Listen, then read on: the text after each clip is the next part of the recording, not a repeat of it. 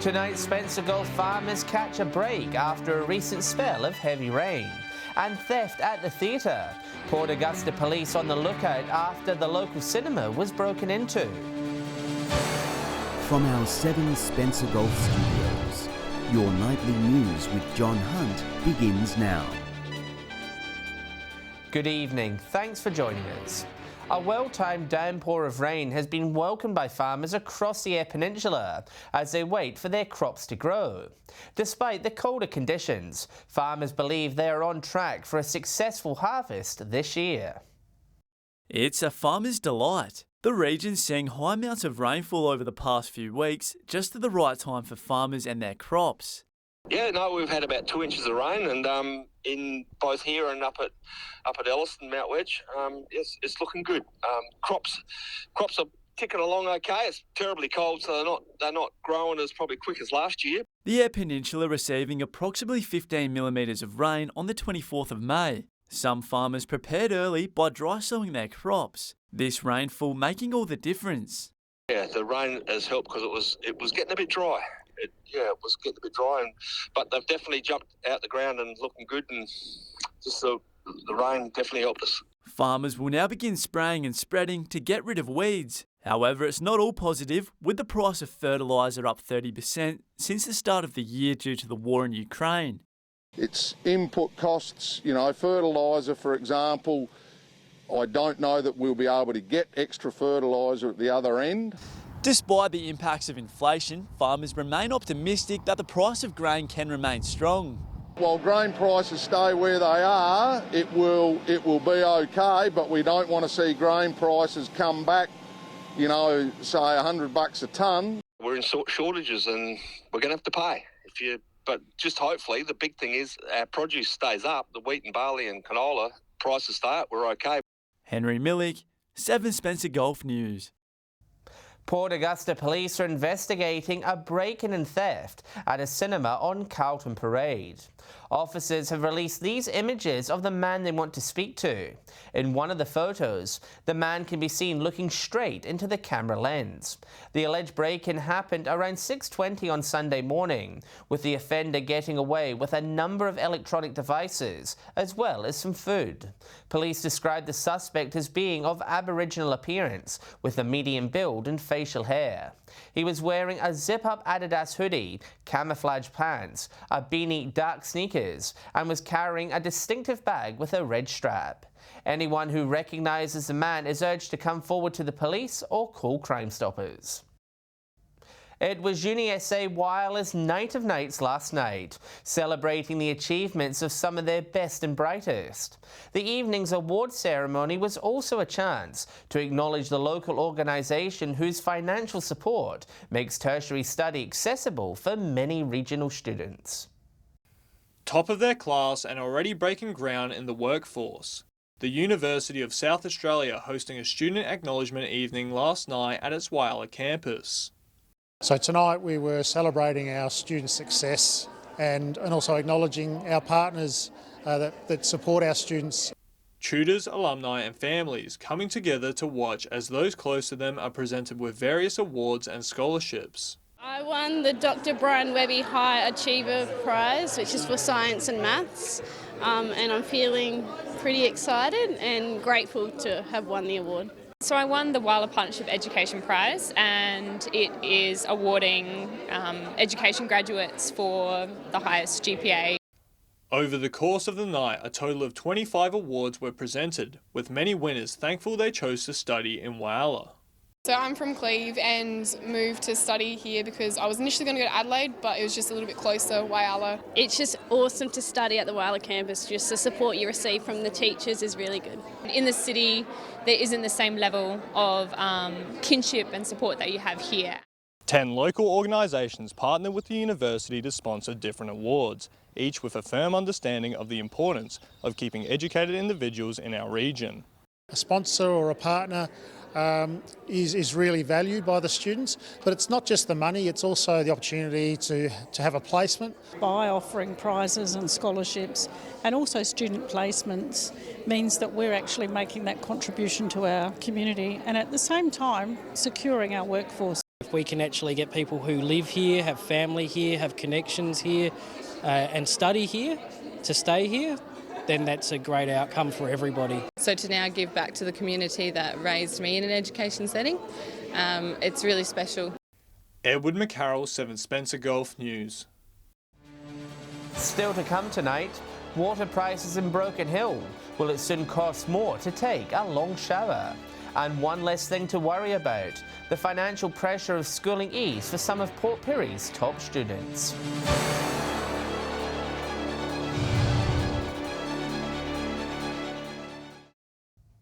Welcome back to 7 Spencer Gulf News. The independent regulator is seeking feedback on its draft decisions about the price essential water can charge. The decision won't come into effect until 2023 and will take into account Broken Hill and surrounds. Under IPART's draft, the prices for water and water waste services will remain stable to customers. Releasing the document today, the independent regulator is now after some feedback from those living in the Far West. What it's looking at is the prices that would be charged for wastewater and water services in Broken Hill and the surrounding areas over the next 4 years. The draft decisions aim to minimise the impact on customers' bills, while also making sure that essential water has enough funding for quality services, and looks at 2 areas. One looks at the pipeline and the cost of the pipeline between the Murray and Broken Hill, and then the other one is essential water services that it provides to Broken Hill. While water is important for people right across the state, it's of particular importance and concern to those in arid areas like Broken Hill. More water means better health and less dust, and saves locals for forking out more to take a long shower. Those services being affordable is also important in those communities. And we have heard in this and previous reviews about how important affordability is for people in the Broken Hill area. A public hearing discussing the draft has been penciled in for August, with locals encouraged to participate, though you will have to keep an eye on where and how it will take place. So we're still working out what the best way to conduct the public hearing is, and we will be talking to stakeholders in Broken Hill to see what they would prefer. Joshua Mercer, 7 Spencer Gulf News. The RSL is known for giving back to ex-servicemen and women, but it also has a role in providing financial security for students in Port Pirie. Each year, the local RSL provides $1,000 grants, which help promising students complete their studies. Youth worker Mark Swinson understands the importance of education.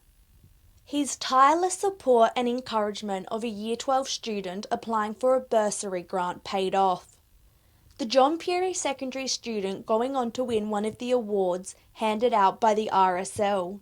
RSL has been doing this bursary grant for a number of years now, so I just knew about it through my experience at the school. Mark says he knew Peyton was the perfect candidate and helped her through the application process, which involves written pages and a face-to-face interview.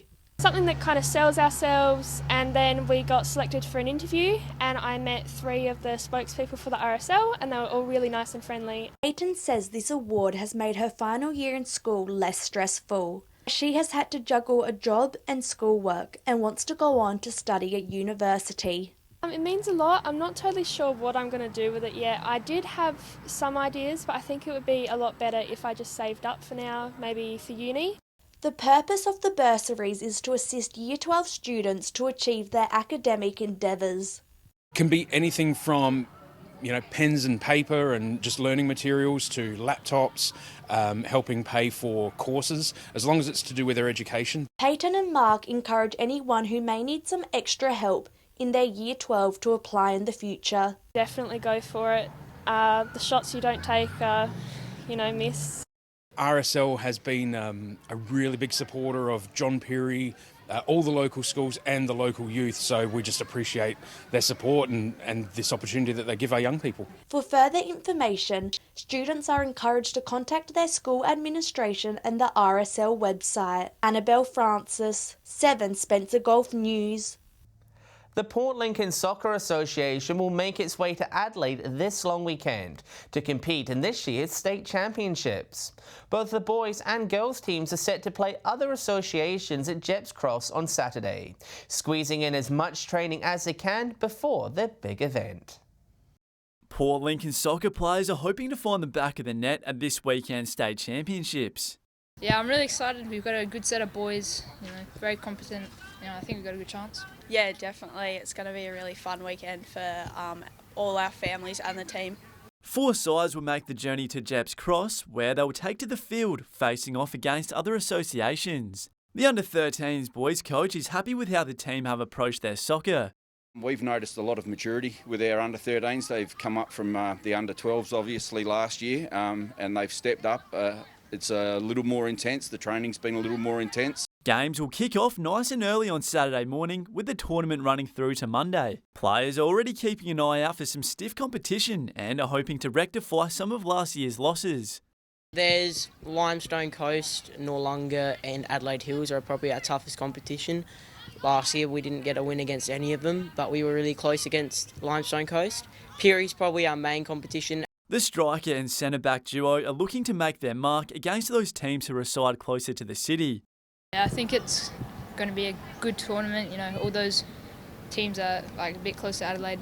They're definitely a lot tougher. But Peary, as Kim said, he had two draws. The playing group have built a strong team chemistry ahead of the weekend. It's looking good. We've been training for a while now, and we've developed a lot together as a group. We play as central defence with each other, so we've been going together for 4 years. Yeah, I think. Yeah. Henry Millick, 7 Spencer Golf News. Stay with us after the break. Qantas makes a trek to Broken Hill easier than ever. And the Crystal Brook CFS puts a call out for more volunteers to come forward.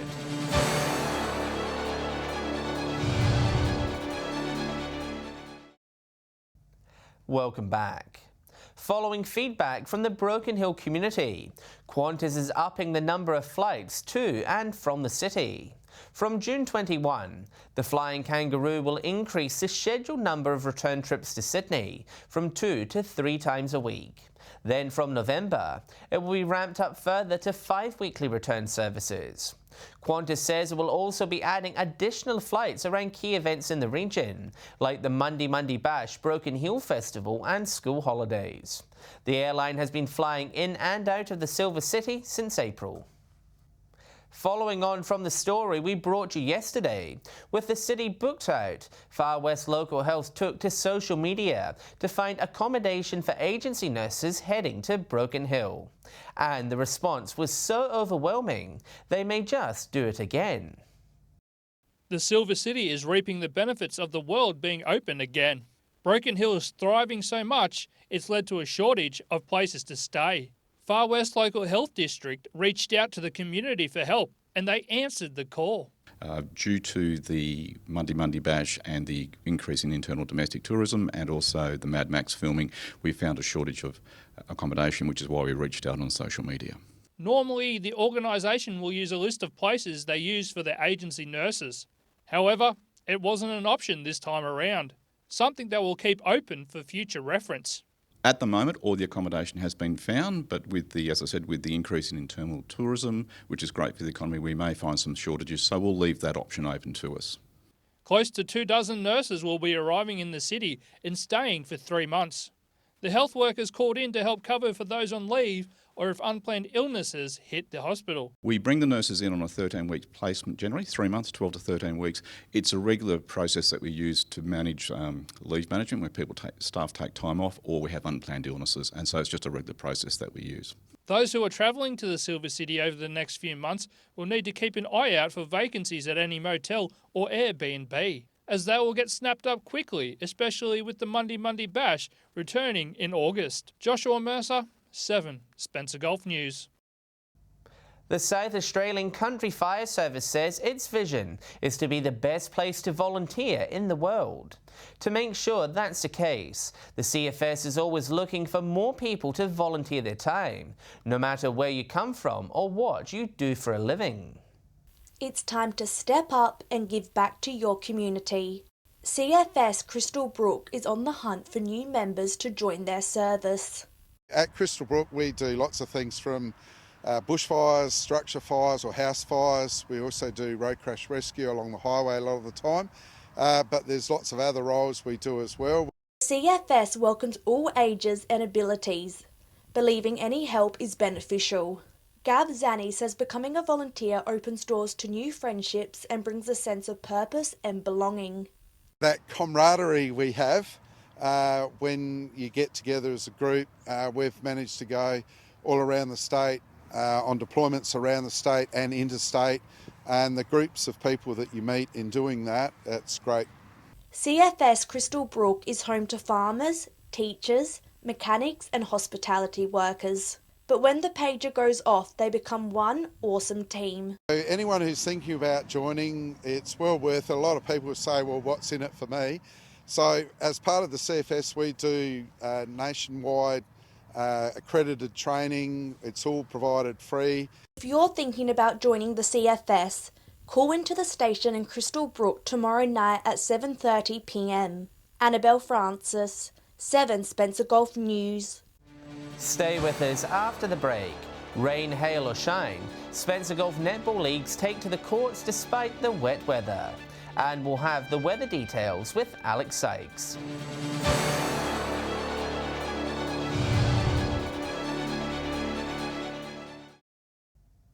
Hello again. The skies opened up over the weekend, with many sporting fields and courts looking more like swimming pools.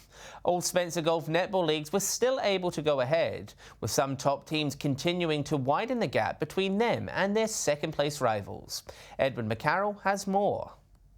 Despite wet weather conditions halting some of the region's contests, players from across our region still laced up their boots for a bumper weekend of sport. On Saturday, Port Augusta's netball competition was well underway, with teams hitting up Central Oval's courts for some fast-paced games. At midday, the Vikings took on the Magpies, with the Vikings not ready to give up their top spot on the ladder to the team that is hot on their heels. Quick ball work from the Vikings allowed them to stay a few steps ahead, beating the Pies by 8 points. In the other game, St. Joseph's dominated play, beating Railways 51-32. Down in Port Lincoln, Whyalla Rangers had a win over Boston, 46-37, and top team Wayback continued their undefeated run towards finals, beating Imperials by 6 points. Wayback already has 12 points on the ladder, and it's only round 6, meaning next week's game against second-place holders Whyalla Rangers will be a fierce competition, with Rangers desperate to stop Wayback from running away with the championship this early on. In Port Pirie, Celtic had the bye this week while the other 4 teams took to the courts on Friday night. Blue Wren defeating Solomon Town 50-47, while Central Risdon defeated Port by 34 points. Changing pace now, over in the Whyalla 8-ball competition, Senators had an excellent 8-1 win over Shan Thistles. Croatia Red had their first win in the mid-cup rounds after defeating the Rifle Club 7-2. Shamrocks beat Old Firm 6-3. After being down, Whyalla City made a great comeback this week, beating Steel Green 5-4. And lastly, City Slickers defeated Left Hand Cats 5-2. That's it for this week's Sports Wrap. If you would like your team's results featured in our bulletin, please let us know through our Facebook page. Time now to take a look at what's happening in the weather with Alex Sykes. And Alex, it's still pretty cold and wet across the region. Good evening to you and our viewers. John, we had some relief in those wet conditions today, but not from those cold temperatures. Showers are set to return later in the week. Let's first take a closer look at the forecast now. Port Augusta was 17 degrees, Port Lincoln was partly cloudy and 15, Kadina reached a top of 13 degrees. Looking further out across the Gulf now, over the border at Broken Hill it was a top of 14, also cloudy and 14 at Port Pirie in Adelaide. Port Augusta was 17, Kadina reached 13, Clare was cloudy and 12 degrees, Cooper Pedy and Whyalla reached a max of 16. Taking a look at the satellite image now, speckled cloud covering South Australia with a trough is producing showers. Skies are clearer in the far north with a dry air mass. A marine wind warning and a flood warning for South Australian inland rivers remain current. Moving on to tomorrow's weather outlook now, and we'll start with the Gulf waters. Southerly winds 10 to 15 knots. seas below 1 metre, and south to southwesterly swell around 1 metre, increasing to 2 metres south of Cal to Woolaroo. Those cloudy conditions continue tomorrow. Port Lincoln at 16, possible shower for Cleve set to reach a top of 14, Woodner partly cloudy and 15. Whyalla a shower to 15 degrees, Port Augusta and Kadina both partly cloudy, set to reach a top of 15 degrees. Port Pirie partly cloudy and 16, Clare will have a shower or two, set to reach a high of 11, and Broken Hill partly cloudy and a degree higher at 12 degrees. Taking a look further through the week now, showers for Port Pirie, Kadina, Adelaide and Whyalla on Thursday, cloudy across Port Lincoln and Broken Hill, partly cloudy for Woodner and Cooper Pedy, temperatures mainly in the mid-teens. Similar conditions forecast for Friday, showers for Port Pirie, Kadina, Adelaide and Port Lincoln, cloudy for Whyalla, partly cloudy everywhere else, temperatures in the low to mid-teens. And a glimpse at the weekend forecast now, Cooper Pedy, Broken Hill and Woodner, partly cloudy, showers across the rest of the region, temperatures again sitting around the 15-degree mark. So there is some relief there in the middle of the week, John, but then we will need the raincoat and umbrella again leading up to the weekend. And that's all the weather from me for tonight. I'll see you soon with an update. It's back to you. Thanks for that, Alex. And that's the local news this Tuesday evening. Thanks for joining us. I'll have updates later, and we will return tomorrow night at 7 p.m. Until then, enjoy your evening. Good night.